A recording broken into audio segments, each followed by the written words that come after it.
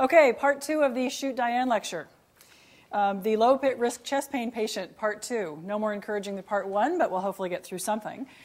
We talked about response to medicines and whether it means it's coronary artery disease or not. And let's talk about ECGs. We'll talk a little bit about what you don't get from ECGs with coronary artery disease. People have ACS. First of all, how often is an ECG completely normal in somebody who comes in and has an end STEMI? It's a number you probably should know. It ranges from 6 to 8%. So you should probably keep that somewhere in your brain, tucked in there, that a totally normal ECG is the initial ECG in anywhere between 6 and 8% of people who eventually rule in with an end STEMI. That's worth knowing. Okay, so I use that because I love throwing that at the residents. The residents will say, yeah, the story's okay, but the ECG is completely normal. It can't be an MI. It's like, yes, absolutely it can. Nonspecific ST wave changes are seen in about 30% of patients. And in fact, there's an article in Academic Emergency Medicine this month that looks specifically at T wave changes, anywhere from just flattening. And just any T wave change from baseline is a significant risk factor for somebody having coronary artery disease, an ACS finding. So ECG at presentation, the abstract number 1 is one of several papers that looks at it. In this particular paper, it was 7.9% had a completely normal ECG out of 400,000 patients from the NERMI database, which is the National Registry for MI. So, and it's actually a proprietary database. But of those 400,000, 8% were completely normal at initial presentation. So just throw that number in your brain so that you know that a normal ECG at presentation doesn't rule out ACS. Now, how about the ECG if the patient's having chest pain? Then it should be abnormal, right? That's one of the things our cardiologists always kind of tout about and say, is that true? As number 2 says, actually, hold your horses. That may not be the case at all. This is a pretty decent number of patients. They took almost just about 1,200 with symptoms, compared them to 800 without symptoms. These are all possible ACS patients. Ultimately, ACS was ruled in about 10% of each group. Those that went on to have a heart attack were exactly the same in each group, 2.8%.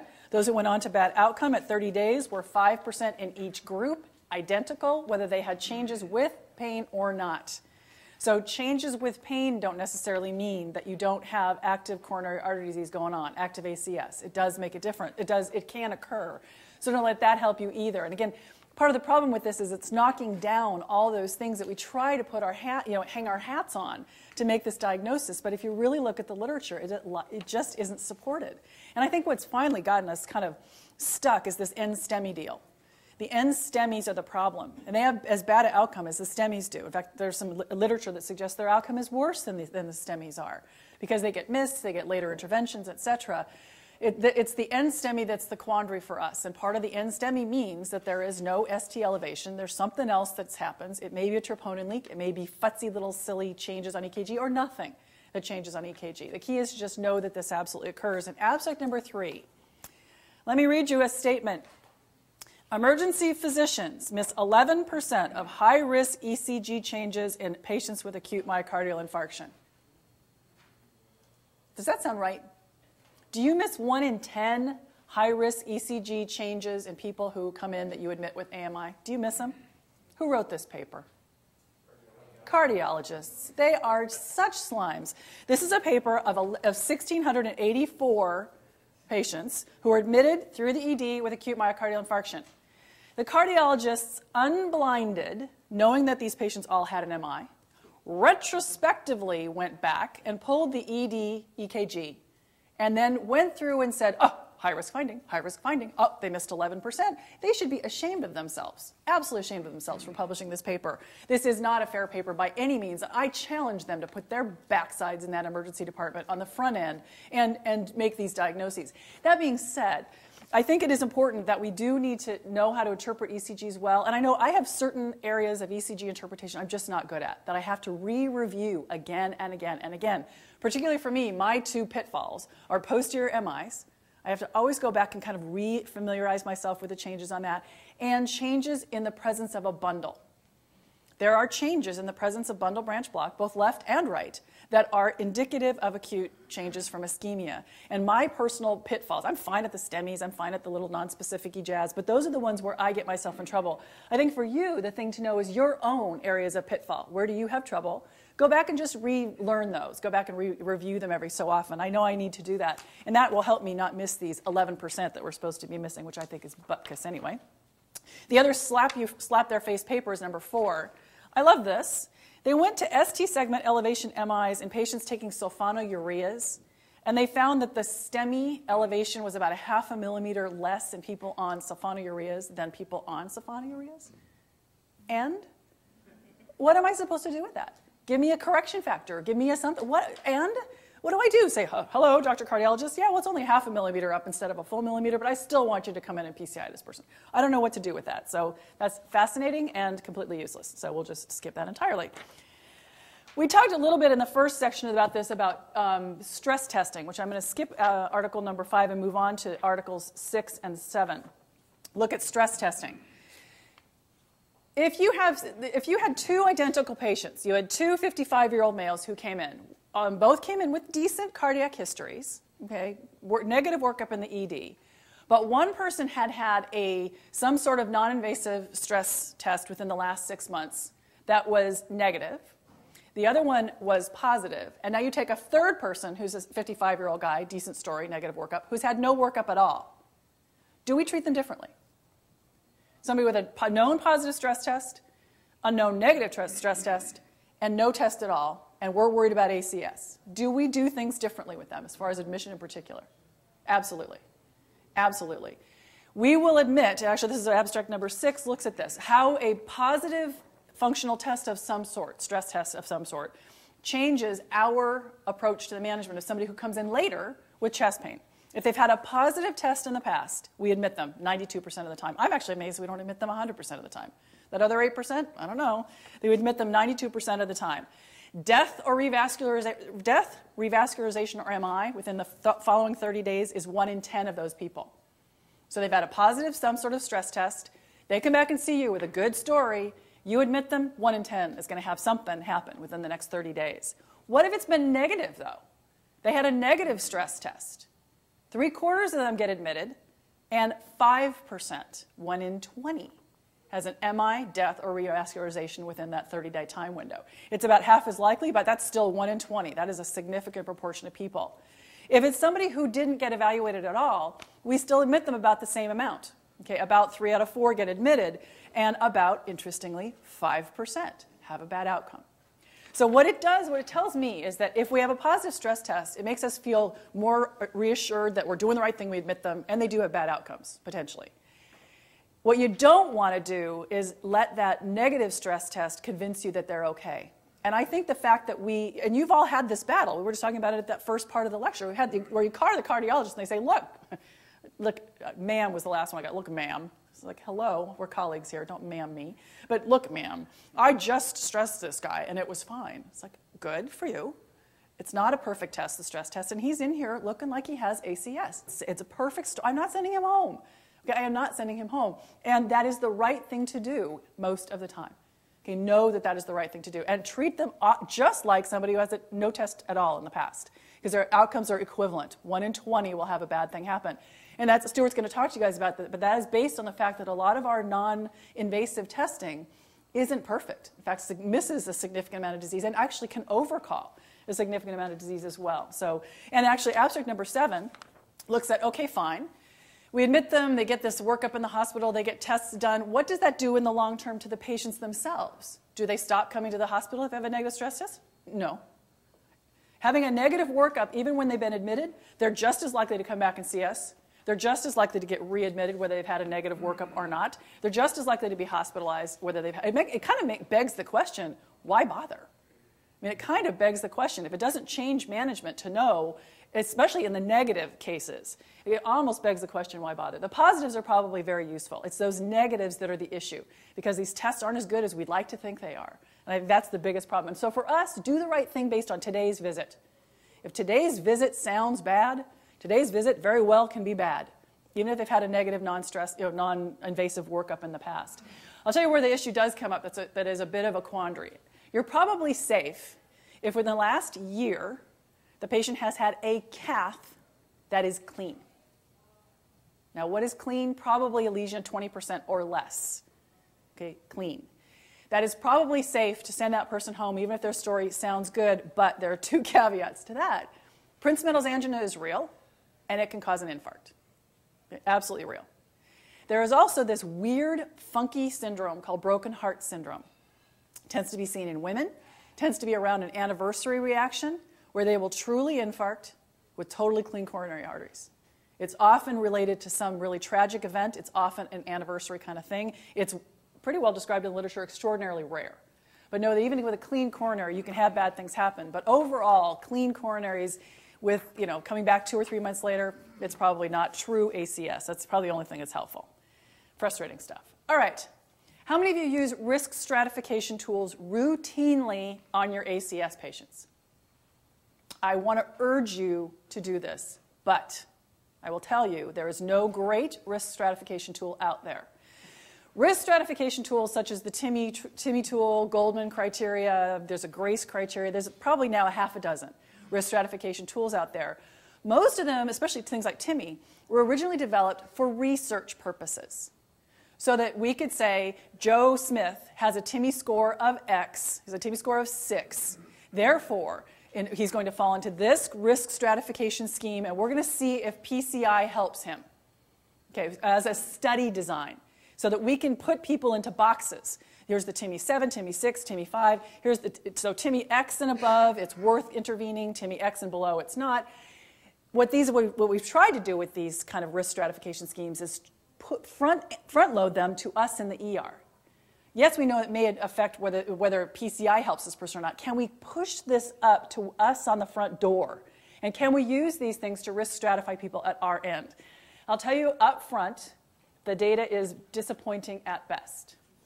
Let me show you a little bit of why. I'll just walk you through. The TIMI criteria overall. There's a bunch of papers in here. You can read about this jazz, but I'll just sort of walk you through a little bit. TIMI criteria are the following 7 things. Age greater than 65, a known history of coronary artery disease, aspirin use in the past 7 days, a history of severe angina, which is 2 or more episodes in the last 24 hours, ST changes up or down of greater than 0.5 millimeters, positive markers, and greater than 3 of the standard risk factors. Okay, those are the 7 TIMI criteria. If you have all 6 or 7 of those, your likelihood of coronary artery disease is high. It's about 41%. Okay, well, that's no brainer. I got that. That's cool. That's fine. What I would like to know is if they have none of them, how good is it at ruling out the likelihood of coronary? Because that's what we want to know, right? The high level, I know those. We all know those. We'd admit those. Those are fine. What about the low end? So they have none of those. Unfortunately, if you have 0 or 1 of those criteria, your risk of coronary artery disease is still 4 to 5%. It's 4.7% in most of the TIMI data. That's not good enough for us. And think about the number of people who are on aspirin. That gives you a TIMI 1 to start. Okay, to start. So a 66-year-old guy on aspirin has a TIMI 2. Okay, it gives him a TIMI score of 2. TIMI, turns out, our hospital pushed our cardiologists, because TIMI was used for all the 2B3A studies, and TIMI was used for the revascularization studies. Our cardiologists went hog wild over TIMI. And we finally said, look, it's fine for you if you want to do it upstairs in the ones that we admit. But what we need down here is something that helps us catch that 2 to 4%. We need the low risk catch those people. That's what we need, and TIMI doesn't do it for us. So we fought back hard and finally got them to let go of TIMI. They were forcing us to use TIMI, and it wasn't helping us 1 iota. There are other things out there. And there's a front-loaded TIMI that worked even worse, so that's not going to help. That took out the markers, that didn't work. There's the Goldman Criteria, and if anybody ever did internal medicine, you were tortured with Goldman Criteria, because this is what they use preoperatively to know if someone's safe to go to the operating room. Goldman Criteria, they're out there. I'll let you take a look at them if you're interested.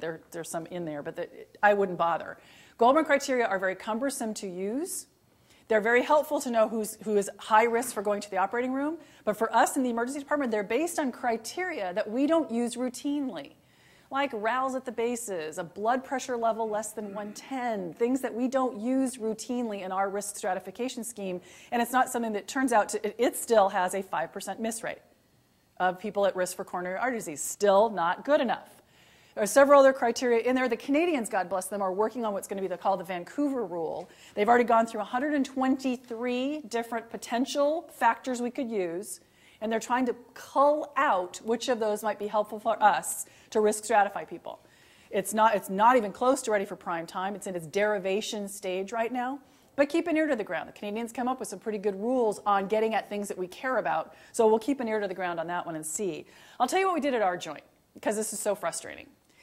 What we decided to do is we went back to Braunwald. Braunwald stuff has been around for 35, almost 40 years now, the Braunwald criteria. What Braunwald does is divides things into two groups. It was the age CPR guidelines way back when, and they've been updated. The latest iteration is 2005. It divides you do two things when you use the Braunwald criteria. The first thing is it has a low, intermediate, and high risk schema for risk of coronary artery disease. And you'll have, there's all kinds of things from physical exam to history to, there's all kinds of stuff on there, EKG changes, etc. There's stuff on that. You first of all decide how likely does this person to have coronary artery disease, low, intermediate, or high. Then you go to table number 2. And that is likelihood of a bad outcome in the next 72 hours. Likelihood of something terrible happening to this person in 72 hours. Low, intermediate, high. And it is not easy to use, but we have it posted. The residents carry it in their pockets. It's very easy to go and say, oh, great. It's a low, low. Low risk of coronary artery disease, low risk of bad outcome in the next 72 hours. Those people get an ED workup. If their ED workup is negative, they get sent out with follow-up within 72 hours. The safety of this has been pretty well proven. You will still have about 0.5 to 1% of patients have a potential bad outcome even in that 72-hour window, but it's still so low, we've decided to take the risk. Anybody who is intermediate or high in either coronary artery disease or risk of bad outcome gets admitted. We sat down with our cardiologist and we said, this is what we'd like to do. We were like, can you work with us here? Don't give us grief if we say we want to admit these, we've stratified them out. We want to admit these, don't give us grief, fine. And give us a follow-up in 72 hours for this group. It's worked incredibly well for us. Will you still miss potentially a couple? Probably. Okay, probably. But you have to draw the line somewhere. And this has actually been pretty well studied overall over the years of medicine, and it's probably the best at catching the low-risk patients compared to all these other risk stratification schemes. If you want to find it, just type Braunwald and age CPR in any search engine. You'll find it. 2005 is the latest set of the guidelines, but it's all out there with the AHA. Yeah.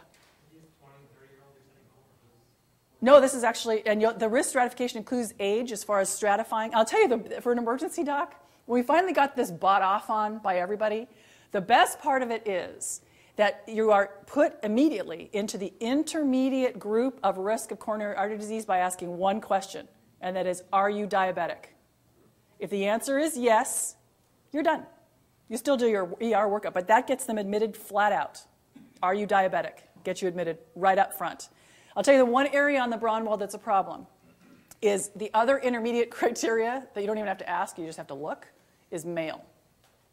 To be a guy puts you at intermediate risk. And we actually had a long talk in our department about this with cardiology to basically take that out as a criteria we use, as a lone criteria for dropping someone into the intermediate category. That one was the one that was the biggest problem. And so the rest of them we use just flat out across the board. Worth thinking about, because and I think the main thing is for you all in your practice is to really consider working with your cardiology group at your hospital, or if you're in a teaching institution with your division of cardiology, and see if you can get everyone to agree. Because what that helps you with is you will, if you haven't already, you will miss an MI, period. That is part of emergency medicine practice. You will miss it. But if you have a standard practice that you do, here's how we risk stratify, here's our ACLS or ACS protocol in our hospital, here's what we've worked out with our cardiologists, you have a defensible practice that is routinely done patient to patient to patient. Very helpful in the cases where you will miss, absolutely will miss MIs. There's absolutely no question about it. There are some papers, by the way, if you're interested in the younger patient population, abstracts 17 and 18, look at basically what they tried to derive here is a Perk Rule. The Perk Rule is a rule for ruling out PE by asking 7 questions. If the answer is no to all 7, you don't even have to start working up something for PE. This is an equivalent for ACS in people under the age of 40. It works. It's relatively intensive. And the key to know is that they can't have cocaine on board. Cocaine throws this rule out the window. So cocaine has to be part of this. They cannot be using cocaine. No cocaine, no history of heart disease as an individual, no risk factors whatsoever, negative markers worked up in the ER appropriately, and an unremarkable ECG. Your risk of a bad outcome was less than 0.1 in this group. So that actually worked out pretty well, but that's up to you to decide if you want to adopt that. The last couple of sets of topics in here, one of them is an abstract number 20, which just basically drives home the point that all that is not ACS includes bad things. Not to forget the PEs, not to forget the dissections, the other things that can present, especially if you lower your threshold to include this sort of back pain thing that women can get when they present with ACS. Well, dissection can present with back pain as well. Just remember other stuff that's bad can present with chest pain. And then I love the last set of abstracts. You got to let people that challenge tradition. The last set of abstracts looks at basically, okay, fine. We admit a lot of people. Our rule in rated Harbor, I will just flat out tell you, sucks. It's 8%. Our rule in percent is 8%, meaning 92% of the people we admit don't rule in. Okay, I think our miss rate's relatively low as well, although I can't prove that overall. But overall, we admit way too many people. So part of what we're doing is admitting people to the hospital who we know are relatively low risk for something bad happening early on in that first 72 hours. Do we need to admit them to monitor beds? Think about it. Think about the number of people languishing up on your monitor beds who are really just need a treadmill or maybe just need a cath, but there's nothing acute going on here. There's just nothing acute going on. Do they need to be on that monitor? The reality is we are never going to not admit them to monitors, but the data is very clear that first of all, if you are a low-risk patient being admitted, so you're basically sort of low risk of bad outcomes. So say it's the diabetic who, when I plot them out on the table number 2, the risk of something bad in the next 72 hours falls low on that one. So the likelihood of them having something bad in 72 hours is really low. We're admitting them just to get an expedited workup. Do I need to put that person on a monitor? It is way overutilized. Good data in here on this. And even if you're on a monitor, do they do anything? No, they don't do anything. I love this. Abstract number 23. 1,762 alarms in the patients in this study. 71 patients. 71 patients had 1,762 alarms. 5 an hour. Poor bugger had to sit and look at those things. Can you imagine? 11 were considered legitimate. Only 1 of 762 alarms changed management. Only 1 changed management. And what do we do in the ER when the alarm is going off? Silence. Silence. You push this, and then of course it kicks it. Silence. We just shut that alarm off. It's driving me crazy. We ignore it. Every once in a while, I'll go over. We have a big set of bank of monitors, like everybody does, and I will just go over and kind of push the alarms button just to see what's happened during the shift. It's like, oh, anybody notice the run of ETAC? Hello, it's right there. It's recorded. Anybody notice this? No. We always push silence. The reality is, overall, we don't pay much attention to when we admit people to monitored beds. It's a way overutilization. Plus, it's a deadly job. Deadly job. Can you imagine? In fact, there are a lot of hospitals now have gotten their tele-nurses to have only 2-hour shifts. They rotate them off. There's a tele person who's supposed to sit and watch the telemetry. They rotate them off in 2-hour shifts because who can do that for more than 2 hours? No one can do that. It's a nightmare. So overall, ACS is not an easy thing. The low-risk patient we will be chasing from now till evermore. Know the pitfalls. Okay, know where you can get burned. Practice in some sort of internally consistent manner so that you know what you're doing and why you're doing it. So you're consistent from patient to patient. I recommend having some sort of risk stratification scheme, some sort of ACS approach overall, and then just get good follow-up on the patients that you do decide to send home. And you will miss them. Just prepare yourself. Okay, you will miss this. We're chasing an almost impossible thing to find, which is that pure, perfect, low-risk person. Can't do it. Any questions?